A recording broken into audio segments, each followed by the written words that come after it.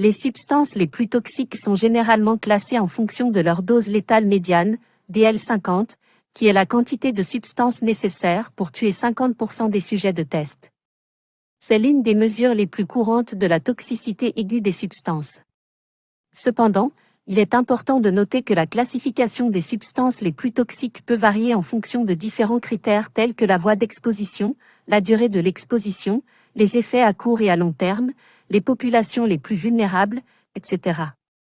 Par conséquent, la DL50 ne représente pas toujours une indication précise de la toxicité réelle d'une substance.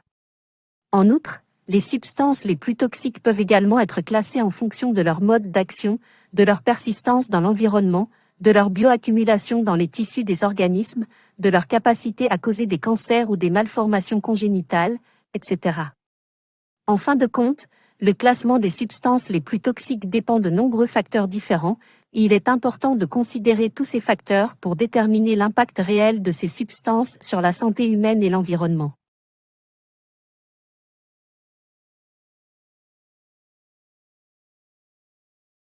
Numéro 10. Le mercure. Le mercure est un élément chimique de symbole Hg et de numéro atomique 80. C'est un métal argenté liquide à température ambiante, qui est souvent utilisé dans les thermomètres, les baromètres, les interrupteurs électriques, les piles et les amalgames dentaires. Le mercure est également présent dans l'environnement, en particulier dans les zones où il y a eu des activités industrielles ou minières. Le mercure peut causer de nombreux problèmes de santé s'il est ingéré, inhalé ou absorbé par la peau. Les symptômes d'une exposition au mercure peuvent inclure des maux de tête, une fatigue, une perte de mémoire, une irritabilité, des tremblements, des troubles du sommeil, une dépression, une neuropathie périphérique, une altération du système immunitaire et des malformations congénitales. Les populations les plus vulnérables sont les femmes enceintes, les nourrissons et les jeunes enfants. Le mercure peut être présent dans l'eau potable, les fruits de mer, les cosmétiques et les produits médicaux.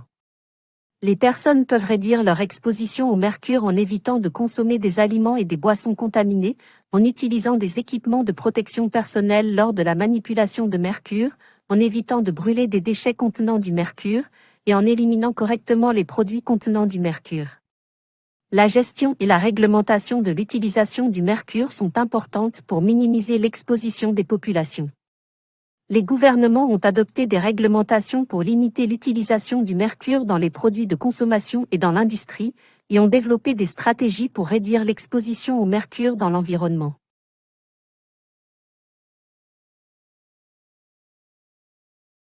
Numéro 9. Le plomb. Le plomb est un élément chimique métallique de symbole Pb et de numéro atomique 82. Il est souvent utilisé dans diverses applications industrielles en raison de ses propriétés physiques, notamment sa malléabilité, sa ductilité et sa résistance à la corrosion. Cependant, le plomb est également toxique pour les êtres humains et les animaux. L'exposition humaine au plomb peut se produire par inhalation de poussière ou de fumée de plomb, par ingestion de nourriture ou d'eau contaminée par du plomb, ou par contact cutané avec des objets contenant du plomb. Les personnes les plus à risque sont les travailleurs de l'industrie du plomb, les enfants qui vivent dans des maisons anciennes peintes avec de la peinture au plomb, et les personnes qui consomment régulièrement des aliments contenant du plomb, comme le gibier de chasse.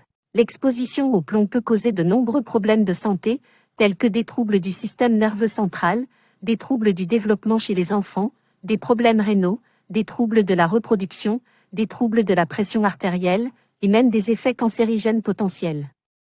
Le traitement de l'intoxication au plomb dépend du degré de gravité de l'exposition. Dans les cas les plus graves, une hospitalisation peut être nécessaire pour une chélation, un traitement médical qui élimine le plomb du corps. Les médecins peuvent également recommander des traitements pour gérer les symptômes. La prévention de l'exposition au plomb est la meilleure façon de se protéger contre les effets nocifs du plomb. Cela peut inclure l'élimination des sources de plomb dans les maisons, telles que la peinture au plomb, l'utilisation d'équipements de protection personnelle pour les travailleurs de l'industrie du plomb, et la consommation d'aliments sains et sans plomb. Les gouvernements et les organisations peuvent également prendre des mesures pour limiter l'utilisation du plomb dans les produits de consommation et dans l'environnement.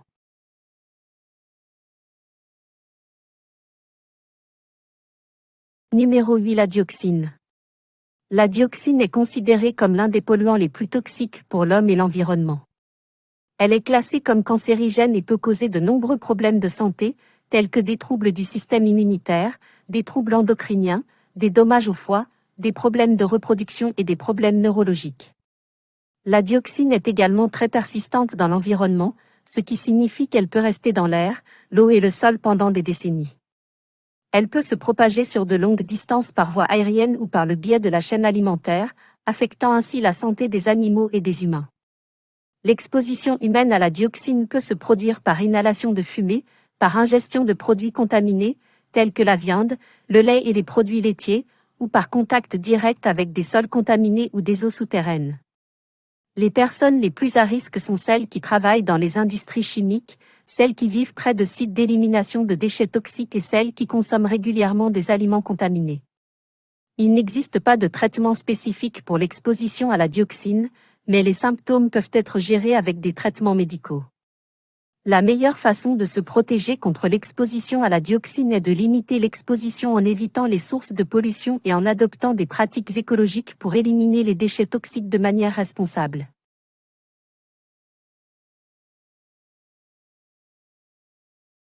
Numéro 7. L'amatoxine. L'amatoxine est une toxine produite par certaines espèces de champignons, notamment les amanites phalloïdes, les amanites vireuses et les amanites printanières. Elle est responsable d'une forme particulièrement grave d'empoisonnement aux champignons, qui peut entraîner une insuffisance hépatique fulminante et la mort. L'amatoxine agit en se liant à l'ARN polymérase 2, une enzyme responsable de la synthèse de l'ARN dans les cellules. En se liant à cette enzyme, l'amatoxine empêche la synthèse de l'ARN et perturbe la fonction cellulaire normale. Les symptômes d'une intoxication à l'amatoxine peuvent prendre plusieurs heures à apparaître et comprennent des nausées, des vomissements, des douleurs abdominales et une diarrhée. Ces symptômes peuvent disparaître temporairement avant que des symptômes plus graves n'apparaissent, tels que des dommages au foie, une insuffisance rénale et une jaunisse. L'empoisonnement à l'amatoxine peut être mortel, en particulier chez les enfants, les personnes âgées et les personnes atteintes de maladies hépatiques préexistantes. Il n'y a pas d'antidote spécifique pour l'amatoxine, et le traitement est généralement axé sur la prise en charge des symptômes et le soutien des fonctions vitales, telles que la respiration et la circulation sanguine. Dans les cas graves, une greffe de foie peut être nécessaire pour traiter l'insuffisance hépatique fulminante. L'empoisonnement à l'amatoxine est considéré comme une urgence médicale et toute personne suspectée d'avoir ingéré des champignons contenant de l'amatoxine doit recevoir une attention médicale immédiate.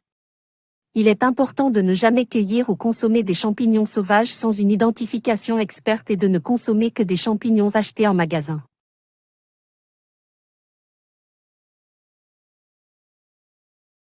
Numéro 6. La MPTP. La MPTP, 1-méthyl 4-phényl 2,3,6 tétrahydropyridine, est une substance chimique qui a été synthétisée pour la première fois dans les années 1970 dans le cadre de la recherche sur la maladie de Parkinson. La MPTP n'est pas toxique en soi, mais elle est convertie en une substance neurotoxique appelée MPP+, par une enzyme présente dans le cerveau. Le MPP+, est capable de détruire les cellules nerveuses qui produisent la dopamine, un neurotransmetteur important qui régule les mouvements du corps. La destruction de ces cellules nerveuses est un trait caractéristique de la maladie de Parkinson, qui est une maladie neurodégénérative. La MPTP a été accidentellement introduite dans le corps de plusieurs personnes dans les années 1980, lorsqu'elle a été utilisée comme ingrédient de drogue illégale vendue sous forme de poudre. Les personnes exposées à la MPTP ont développé des symptômes de la maladie de Parkinson, notamment des tremblements, une rigidité musculaire et des difficultés à contrôler les mouvements. Depuis lors, la MPTP est utilisée comme modèle animal de la maladie de Parkinson pour étudier les mécanismes de la maladie et pour tester de nouveaux traitements potentiels. La recherche sur la MPTP a conduit à la découverte de médicaments actuellement utilisés pour traiter les symptômes de la maladie de Parkinson. Il est important de noter que la MPTP n'est pas utilisée en médecine humaine et que son utilisation est strictement réglementée et contrôlée en raison de sa dangerosité. Les précautions de sécurité doivent être prises lors de la manipulation de la MPTP, et les personnes exposées à la substance doivent recevoir un traitement médical immédiat.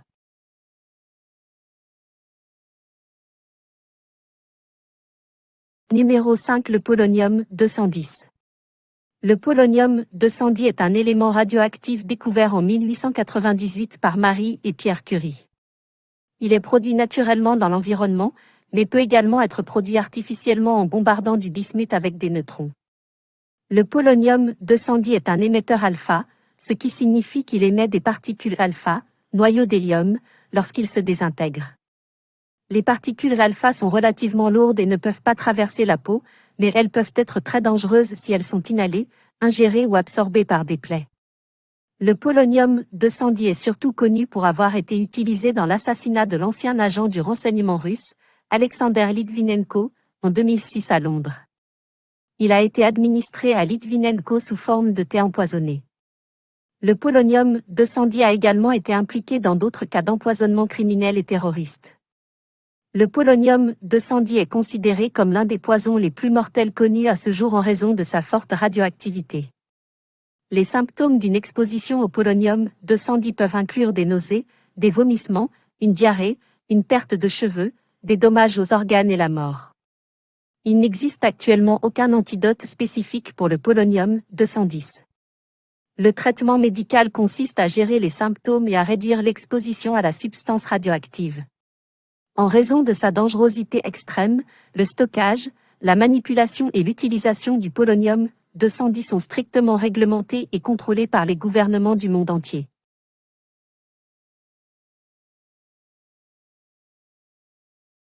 Numéro 4. Le gaz VX. Le gaz VX est un agent neurotoxique extrêmement puissant et mortel. Il appartient à la famille des agents organophosphorés et agit en inhibant l'enzyme acétylcholinestérase, qui est nécessaire pour la transmission des impulsions nerveuses dans le corps. Le gaz VX est généralement incolore, inodore et a une consistance huileuse.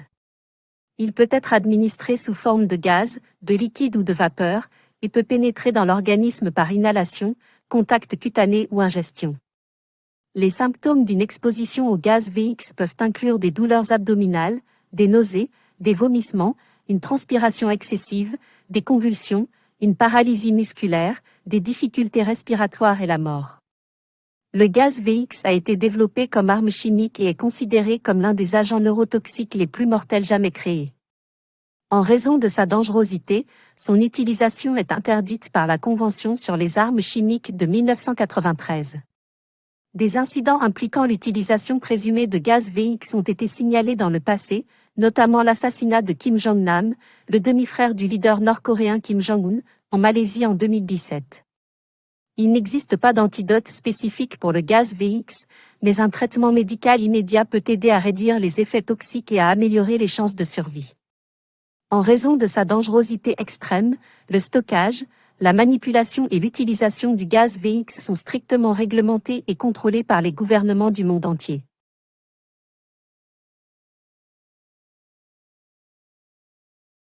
Numéro 3. La ricinée.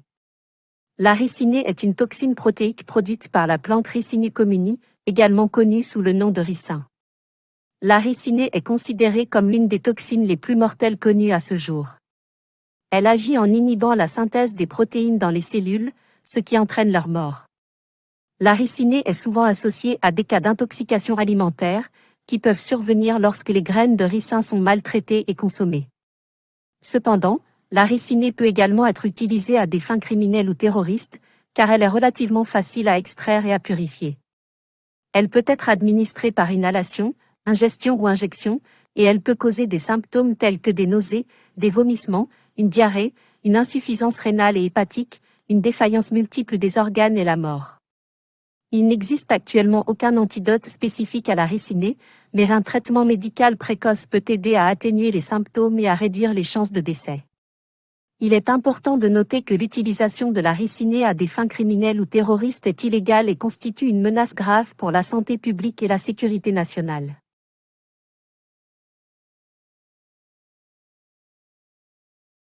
Numéro 2. La tétrodotoxine. La tétrodotoxine est une neurotoxine extrêmement puissante produite par certaines espèces d'animaux marins, notamment les poissons globes, les poissons ballons, les poissons chirurgiens et les grenouilles.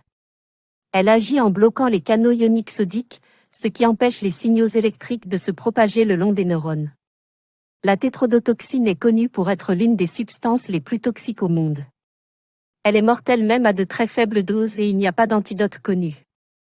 Les symptômes de l'intoxication à la tétrodotoxine comprennent des nausées, des vomissements, des étourdissements, des engourdissements, des troubles de la parole, des difficultés à respirer et une paralysie.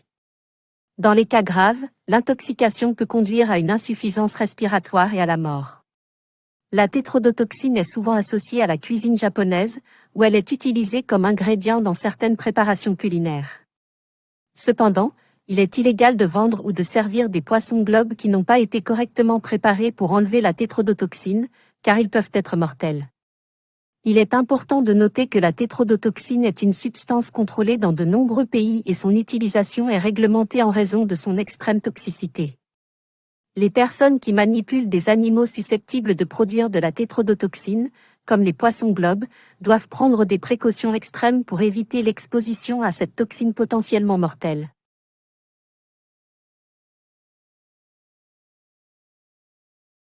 Numéro 1. La toxine botulique. La toxine botulique est une neurotoxine produite par une bactérie appelée Clostridium botulinum. Cette toxine est l'une des plus puissantes toxines connues à ce jour, et elle agit en bloquant la libération d'un neurotransmetteur appelé acétylcholine dans les terminaisons nerveuses, ce qui entraîne une paralysie musculaire.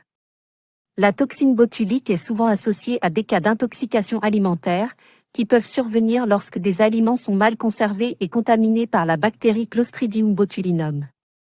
Les symptômes de l'intoxication à la toxine botulique peuvent inclure des nausées, des vomissements, une vision floue, une faiblesse musculaire, une difficulté à avaler et à respirer, et dans les cas graves, la mort.